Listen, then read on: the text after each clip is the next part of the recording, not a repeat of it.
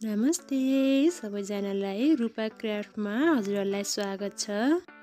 आज मैले हजुरहरूको सामु कर्कलो गाभाको रेसिपी लिएर आएकी छु। कृपया अन्तिमसम्म हेरेर साथ दिनुहोला र हजुरहरूले पनि घरमा मैले बनाए जसरी नै बनाएर खानुहोला।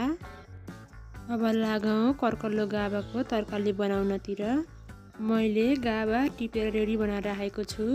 सुरुमा गाभाको बाहिरको बोक्रालाई यसरी फाल्नुपर्छ। मैले सबै गाभाको बाहिरको भागलाई यसरी फाल्नेछु।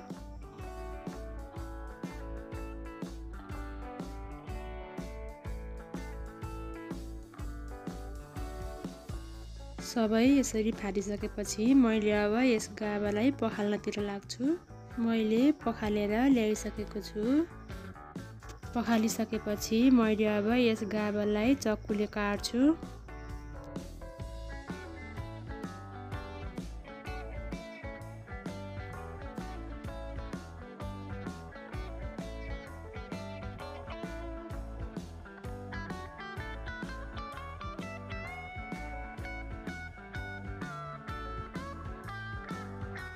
मैले यसलाई यतिको साइजमा काट्दैछु। हजुरहरूले जत्रो साइजमा काट्दा पनि हुन्छ।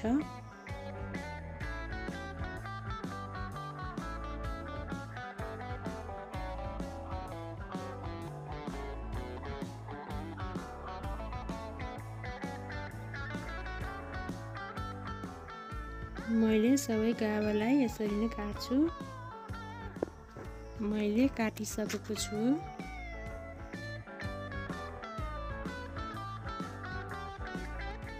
र मैले बिहानदेखि चना र थोरै केराउलाई भिजाएर राखेको छु। अब यसलाई मैले एउटा कुकरमा राख्छु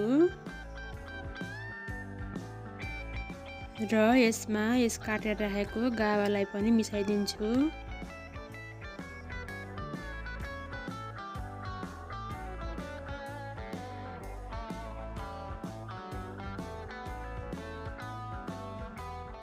चना, केराउ र गाभा राखिसकेपछि अब मैले यसमा 2 भाँडा जति पानी राख्छु।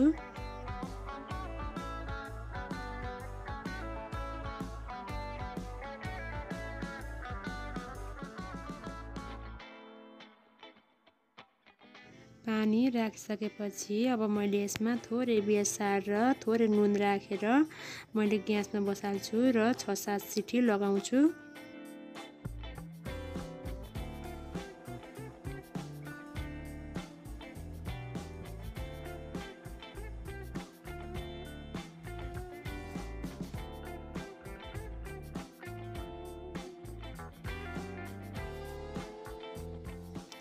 सिटी लागिसकेको छ। अब मैले ग्यास निभाउँछु र कुकरको हावा गइसकेपछि मैले अब यसलाई खोल्छु। गाभा मजाले पाकिसकेको छ। अब यस गाभालाई एउटा डाडुको सहायताले मजाले चलाइ खुन्नुपर्छ।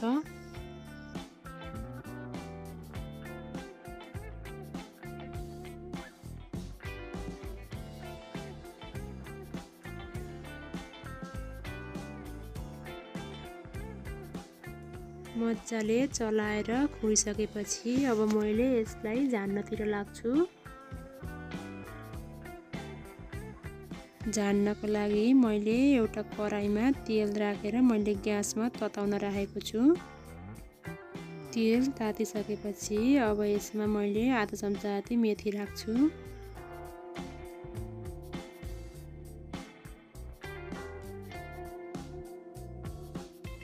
मेथी कालो कालो भएपछि अब मैले यसमा आधा चम्चा जति जिरा पनि मिसाइदिन्छु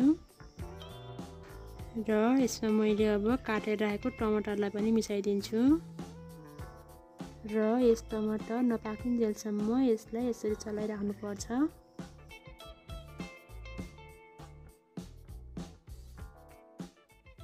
टमाटर पाकिसकेपछि अब मैले यसमा 2 चम्चा जिरा धनियाको धुलो राख्छु र मैले स्वादअनुसार नुन पनि राख्छु। मैले अघि नै गाभामा राखेको हुनाले यसमा मैले थोरै नुन राखेको छु। अब यसलाई राम्रोसँग चलाउनु पर्छ। हजुरहरूले यसमा खुर्सानी पनि राख्न सक्नुहुनेछ, तर मैले अहिले राख्दिनँ। अन्तिममा खाना खाने बेलामा हरियो खुर्सानी राखेर खान्छु। हजुरहरूले कतिको पिरो खानुहुन्छ त्यही अनुसार राख्नुहोला। राम्रोसँग चलाइसकेपछि अब कुकरको गाभालाई यसमा खनाउनु पर्छ। खनाइसकेपछि अब यसलाई राम्रोसँग चलाउनु पर्छ।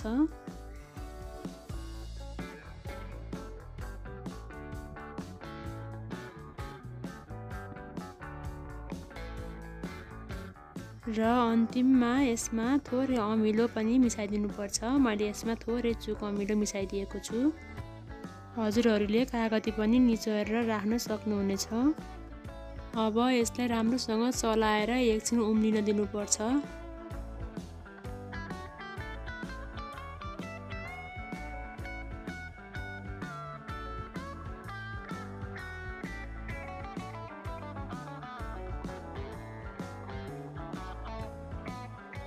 हाम्रो गाभाको तरकारी उम्लिसकेको छ। अब मैले ग्यास निभाइदिन्छु।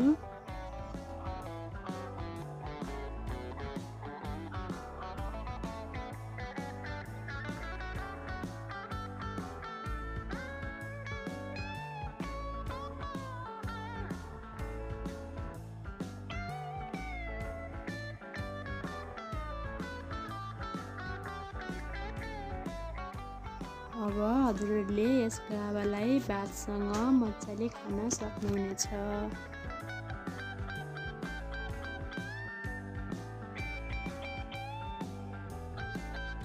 यदि हजुरहरूलाई मैले बनाएको गाभाको रेसिपी मन परेमा अन्तिममा पक्कै पनि मेरो च्यानललाई लाइक, कमेन्ट र सब्सक्राइब गर्न नबिर्सिनुहोला।